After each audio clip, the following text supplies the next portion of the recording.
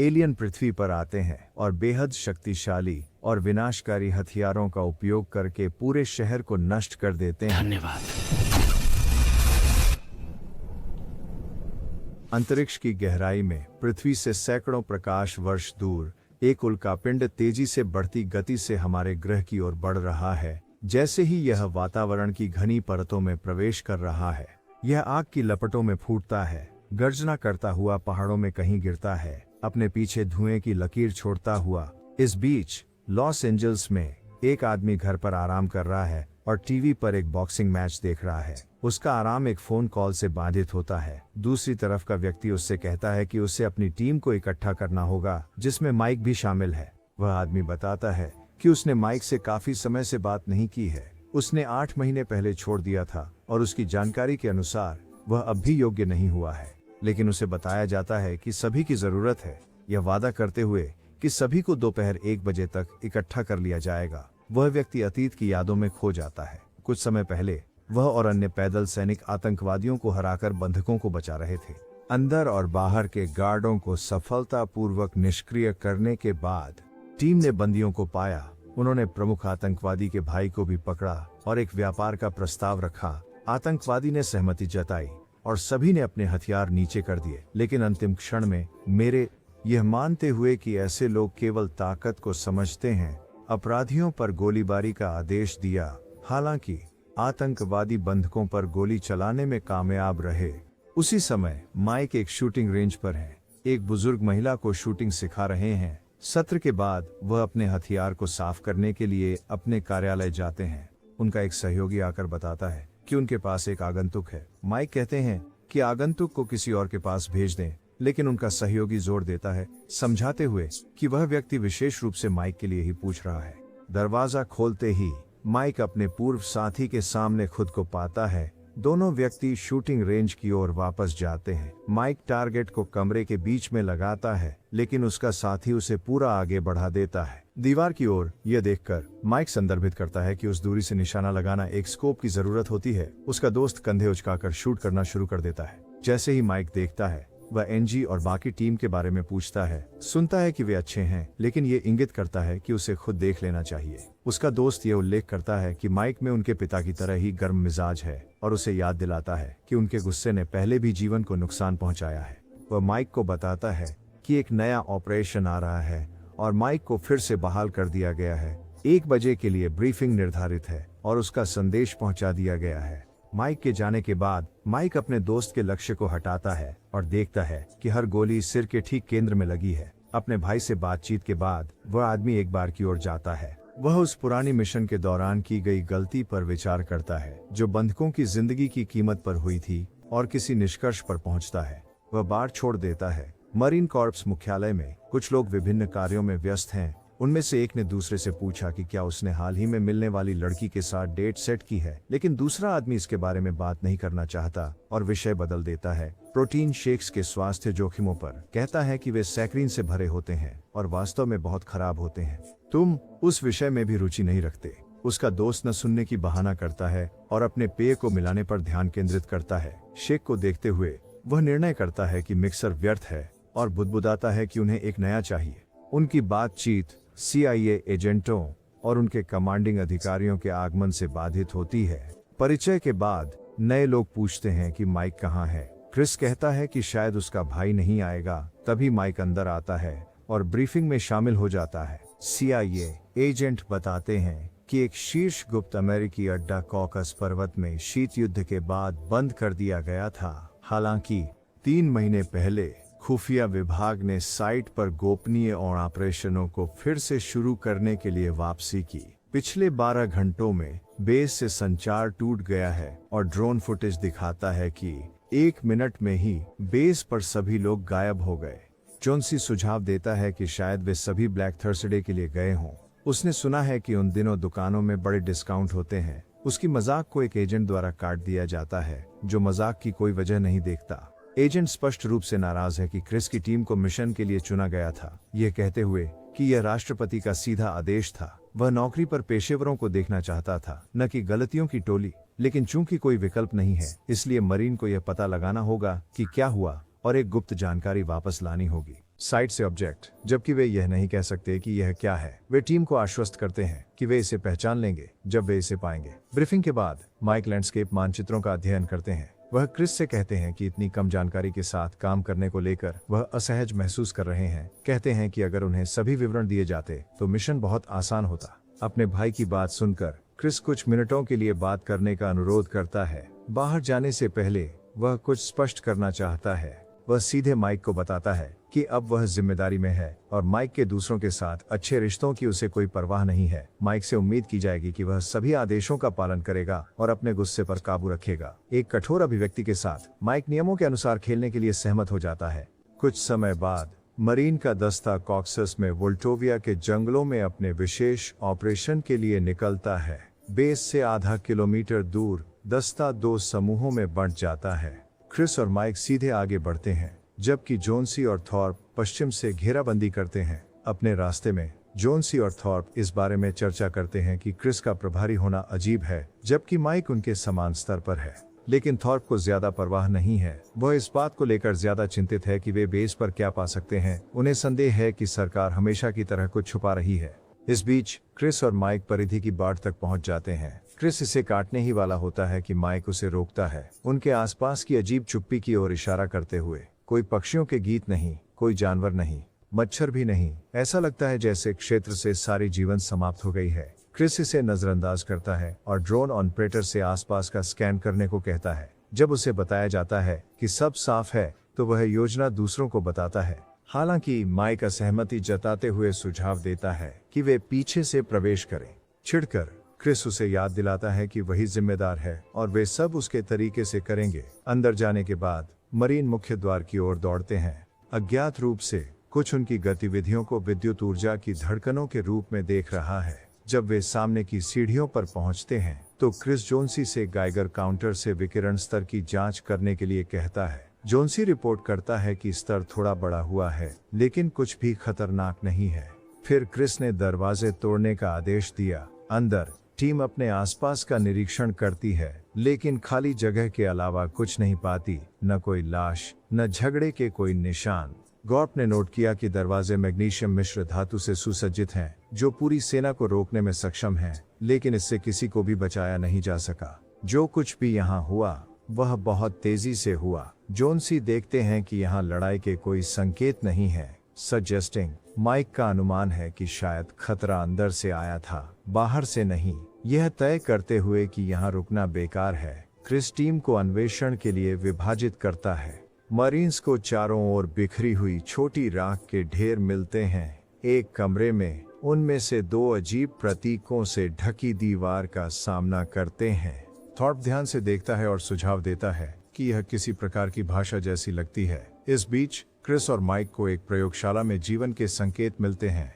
अंदर गहराई में जाते हुए वे एक व्यक्ति को हजमत सूट में फ्रिज खोलते हुए देखते हैं। सैनिकों को देखते ही वह व्यक्ति भागता है, लेकिन वे जल्दी ही पकड़ लेते हैं। उस व्यक्ति को नियंत्रित करने और सूट हटाने के बाद वे पाते हैं कि यह एक महिला है जिसका नाम इसाबेला है, जो मिट्टी का अध्ययन कर रही थी। मरीन पूछते हैं कि वह उनसे क्यों भागी। घबराते हुए इसाबेला स्वीकार करती है कि उसने सोचा कि वे सफाई दल के लोग थे। फिर वह पूछती है कि CIA ने उन्हें क्या बताया। यह जानकर आश्चर्य होता है कि वे नहीं बताया।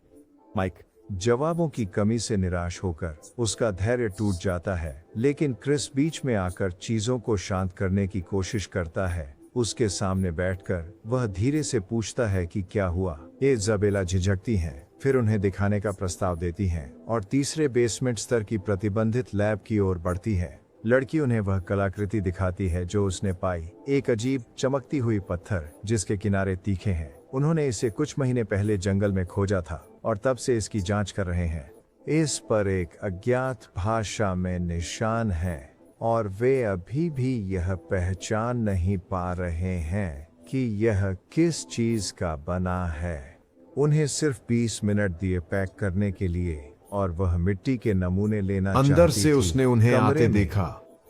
कलाकृति के लिए उस पर एक लेजर का निशाना लगाओ और फिर देखा कैसे उसने किरण को अवशोषित कर लिया और एक विशाल धक्का जारी किया जिसने बेस पर सभी को जला दिया। वह बस किस्मतवश बच गई। उसकी कहानी सुनकर जोशी घबरा जाता है, कहता है कि उसे राख में बदलने का जोखिम उठाने के लिए पर्याप्त भुगतान नहीं मिलता। थॉर्प जिद करता है कि वह एलियंस हैं। क्रिस सभी को शांत करने की कोशिश करता है, लेकिन कोई सुनता नहीं लगता। यह देख माइक आगे आता है, अपने भाई को एक नजर देकर सबको कहता है कि ध्यान रखें और कमांडर के आदेशों का पालन करें। फिर क्रिस थॉर्प को छत पर भेजता है यह जानने के लिए कि उन्होंने आर्टिफैक्ट के बारे में क्या सीखा, लेकिन इसाबेला कहती है कि यह काम नहीं करेगा क्योंकि वहां सिग्नल जैमर हैं। थॉर्प उसे आश्वस्त करते हैं कि वे इसका उपाय ढूंढ लेंगे, लेकिन उन्हें कलाकृति को निकासी के लिए तैयार करना होगा।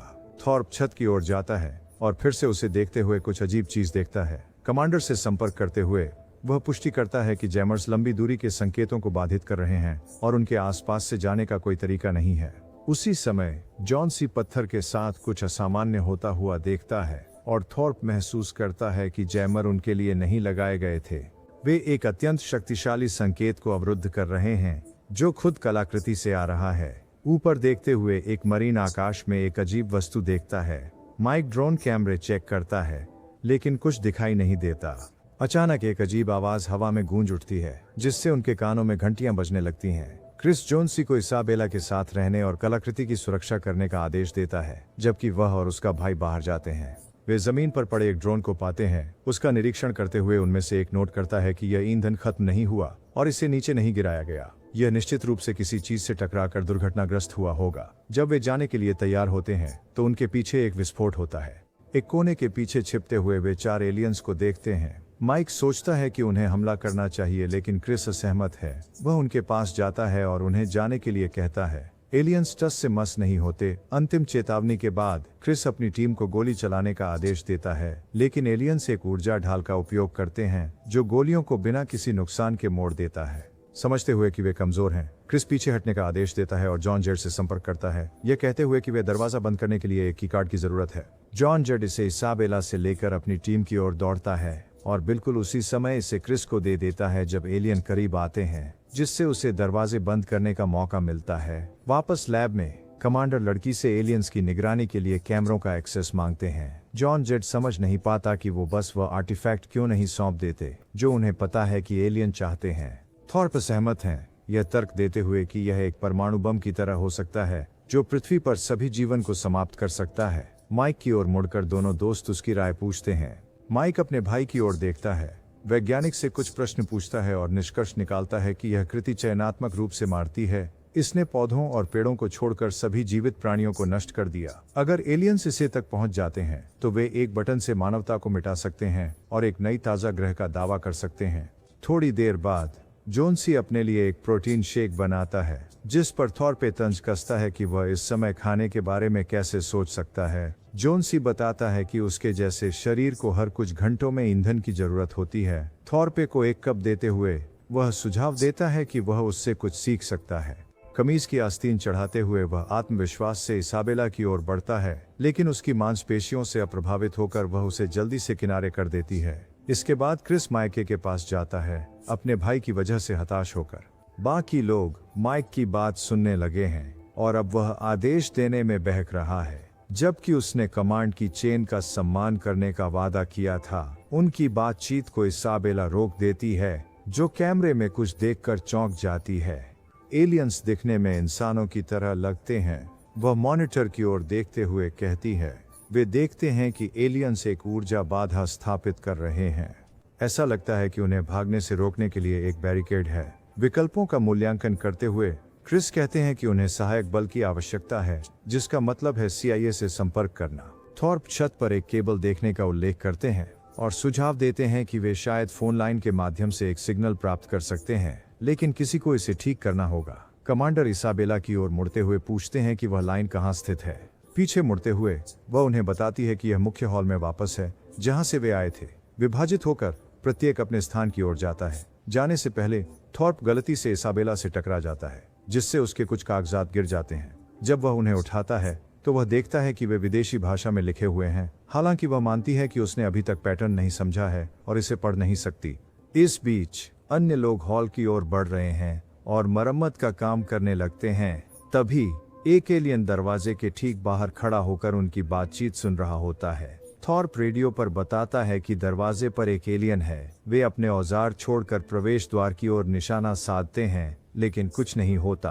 क्रिस माइक को आदेश देता है, अचानक थॉर्प रिपोर्ट करता है कि एलियन गायब हो गया है। सैनिक हैरान हैं, लेकिन माइक उसी समय मरम्मत खत्म करता है जब क्रिस उसे दबोच लेता है, क्योंकि एक एलियन उसके सामने दिखाई देता है। वे कुछ राउंड फायर कर भागने में सफल होते हैं, लेकिन इससे पहले कि एलियन उनकी फोन लाइन को काट देता है, जैसे ही यह होता है, प्राणी अपना सिर पकड़ लेता है, जैसे दर्द में हो। बाकी टीम इमारत की स्कैनिंग के लिए झुंड जाती है।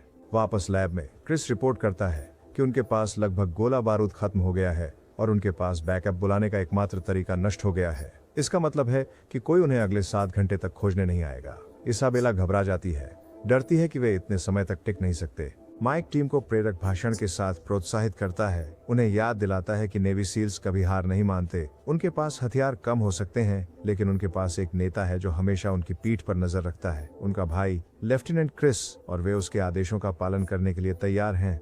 फिर से प्रेरित महसूस करते हुए क्रिस को याद आता है एलियन की अजीब प्रतिक्रिया जब लेजर फोन से टकराया।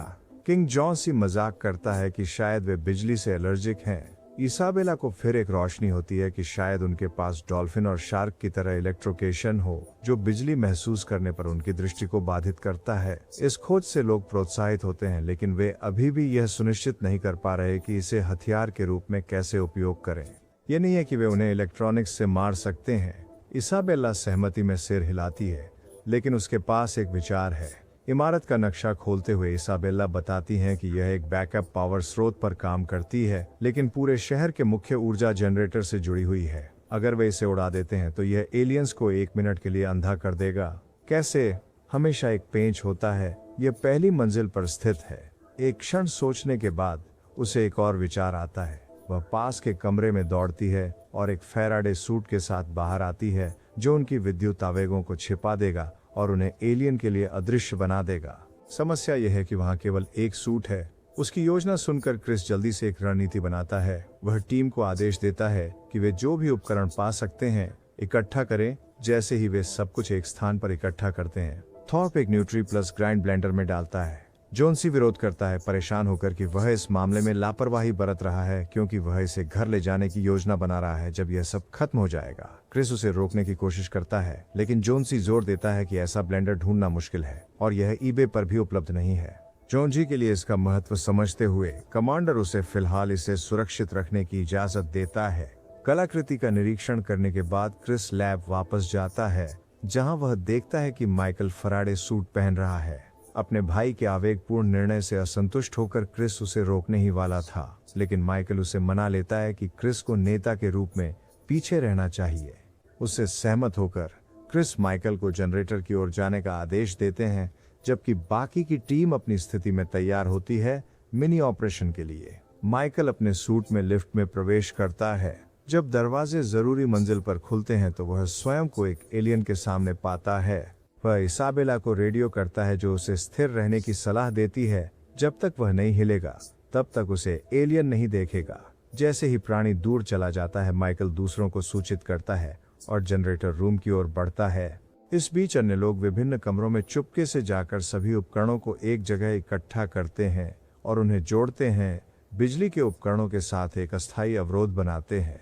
पुरुष इसके पीछे छिप जाते हैं और माइकल को रेडियो पर बताते हैं कि जाल सेट हो गया है, वह अपने लक्ष्य के करीब है। लेकिन जब वह कमरे में दाखिल होता है तो उसे एहसास होता है कि यह गलत कमरा है। अचानक एक एलियन उसके बिल्कुल पीछे आ जाता है। वह रेडियो पर इसाबेला से कहता है कि प्राणी ने उसे देख लिया है। उसे कुछ स्टैटिक के बारे में याद आता है। जितना वह हिलेगा उतनी ही स्टैटिक बिजली सूट में जमा होगी। उसे इसे मुक्त करने का तरीका खोजना होगा। हालांकि माइकल एलियन के साथ लुका छिपी खेलने से थक गया है, इसलिए वह टेबल से एक बड़ा रिंच उठाता है। एलियन उस पर झपटता है, लेकिन वह बचने में कामयाब हो जाता है। इस बीच 2 एलियन बैरिकेड के पास आते हैं, जहां दूसरे लोग छुपे हुए हैं, जबकि एक तीसरा उनके ठीक सामने टेलीपोर्ट कर जाता है। क्रिस तुरंत उन्हें आग खोलने का आदेश देता है, लेकिन गोलियां नुकसान पहुंचा सकें उससे पहले ही प्राणी गायब हो जाता है और कमरे के दूसरे हिस्से में फिर से प्रकट होता है। यह पैटर्न कई बार जारी रहता है। इस बीच माइकल अंततः जनरेटर वाले कमरे का पता लगाता है। रेडियो पर इसाबेला उसे चाबी कहाँ मिलेगी इसकी सूचना देती है। डिब्बे के पास पहुंचने पर वह देखता है कि अंदर 100 अलग अलग चाबियां हैं। सैनिकों के लिए यह चकित करने वाला है। क्यों वे प्रत्युत्तर नहीं दे रहे? अचानक क्रिस उनकी चाल समझ जाता है। वे इंसानों का गोला बारूद समाप्त करने की कोशिश कर रहे हैं। वह तुरंत आदेश देता है कि एलियंस पर नहीं बल्कि इलेक्ट्रॉनिक्स पर गोली चलाए। जोन्सी चिंतित होकर उससे अपने ब्लेंडर को नुकसान न पहुंचाने की विनती करता है। कुछ क्षण बाद एक एलियन टेलीपोर्ट होकर आता है, मिक्सर के ठीक ऊपर उतरता है और उसे कुचल देता है। जैसे ही वह इसे जमीन पर गिराता है, वे दोनों गायब हो जाते हैं। वे एक अन्य कार्यालय में प्रकट होते हैं, फिर एक गलियारे के बीच में और अंत में छत पर। जब जोन्सी एलियन के साथ जूझते हुए इमारत के चारों ओर टेलीपोर्ट कर रहा है, क्रिस माइकल को रेडियो पर जल्दी करने के लिए कहता है। उस समय माइकल सही चाबी ढूंढने की कोशिश कर रहा है। कुछ समय बाद उसे याद आता है कि वह एक नेवी सील है और अपनी बंदूक से ताला तोड़ देता है। जोन्सी छत पर एलियन से लड़ाई जारी रखता है। किनारे पर खड़ा जीव उस पर झपटा मारता है और वे दोनों गिर जाते हैं, लेकिन यह उन्हें अपने ग्रह पर ले जाता है। जब वे विदेशी शहर की सड़कों से गुजरते हैं तो सैनिक देखता है कि यह कितना सुंदर है। अगले ही पल वे खुद को उसी कमरे में पाते हैं जहां क्रिस और थोर हैं। उसी क्षण माइकल सफलतापूर्वक जनरेटर को पूरी क्षमता पर चालू करता है। एलियन तुरंत अपनी दृष्टि खो देते हैं और दूर टेलीपोर्ट कर जाते हैं। सैनिक एक साथ इकट्ठे होते हैं, अपनी सफलता का जश्न मनाते हैं, लेकिन अचानक एक एलियन क्रिस के पीछे प्रकट होता है और कमांडर को अपने साथ ले जाता है। चारों ओर दुश्मनों से घिरे क्रिस उन्हें प्रतिक्रिया देने की कोशिश करते हैं, यह जानने की मांग करते हैं कि वे क्या चाहते हैं, लेकिन वे चुप रहते हैं। प्रयोगशाला में लोग अपनी अगली चाल के बारे में सोचते हैं। माइकल बल प्रयोग करने का सुझाव देते हैं, क्योंकि यही एकमात्र चीज है जो ये अपराधी समझते हैं। हालांकि उसे जोन्सी द्वारा बाधित किया जाता है, जो उस विदेशी दुनिया को याद करता है जिसे उसने देखा था, जो एक शंख जैसी थी और शांतिपूर्ण थी। यह सुनकर इसाबेला तुरंत उसे एक चित्र दिखाती है और वह पुष्टि करता है कि शहर बिल्कुल ऐसा ही दिखता था। थॉर्प और इसाबेला एक साथ चिल्लाते हैं कि यह फाइबोनैची अनुक्रम का प्रतिनिधित्व करता है और कंप्यूटर की ओर दौड़ पड़ते हैं। घुमावदार तरीके से विदेशी भाषा को पढ़ते हुए वे कलाकृति को अनलॉक करने की कुंजी खोजते हैं। जो वे देखते हैं उससे वे चकित हो जाते हैं। माइकल नोट करते हैं कि अब उनके पास एक सौदेबाजी की वस्तु है। प्रवेश द्वारों को खोलते हुए टीम बाहर निकलती है। वहां वे क्रिस के साथ 4 एलियनों को इंतजार करते हुए पाते हैं, जो कि आदमी का पीछा कर रहे हैं, जबकि इसाबेला खुले हुए वस्तु को लेकर आती है, जो कि एक बचाव कैप्सूल निकला। कुछ महीने पहले यह दुर्घटनाग्रस्त हो गया था और तब से एलियन इसे खोज रहे थे। माइकल इन प्राणियों के साथ एक सौदा प्रस्तावित करता है, क्रिस के बदले उनके परिजन। क्रिस एक पिछली कहानी याद करता है, लेकिन उसका भाई उसे आश्वस्त करता है और दूसरों को अपने हथियार जमीन पर फेंकने का आदेश देता है। एलियन सैनिक को छोड़ देते हैं और कैप्सूल ले लेते हैं। मानवों को धन्यवाद देते हुए और एक दूसरे को सलाम करते हुए वे पृथ्वी से रवाना होते हैं। घर वापस आकर क्रिस और माइकल रिपोर्ट देने के लिए CIA मुख्यालय जाते हैं। दफ्तर में बैठकर वे एलियंस, टेलीपोर्टेशन, कैप्सूल या लेजर हथियारों के बारे में कुछ भी प्रकट न करने पर सहमत होते हैं। कोई उन पर विश्वास नहीं करेगा और वे बस नौकरी से निकाल दिए जाएंगे। इसके बजाय वे कहते हैं कि वहां एक धमाका हुआ जिसने सभी को मार दिया सिवाय इसाबेला के। उन्होंने उससे पूछताछ की और उसने इस घटना को स्वीकार किया। तभी एक आदमी कार्यालय में प्रवेश करता है और वे चुप हो जाते हैं। वह अपनी कुर्सी पर बैठता है, रिपोर्ट पढ़ता है और सिपाहियों को ध्यान से देखता है। आपके अनुसार एक सच्चे नेता में कौन कौन सी विशेषताएं होनी चाहिए और आपको कौन लगता है कि इस ऑपरेशन को बेहतर तरीके से संभालता, क्रिस या माइकल? नीचे कमेंट्स में अपने विचार साझा करें, लाइक करें और चैनल को सब्सक्राइब करें। अगले वीडियो में मिलते हैं।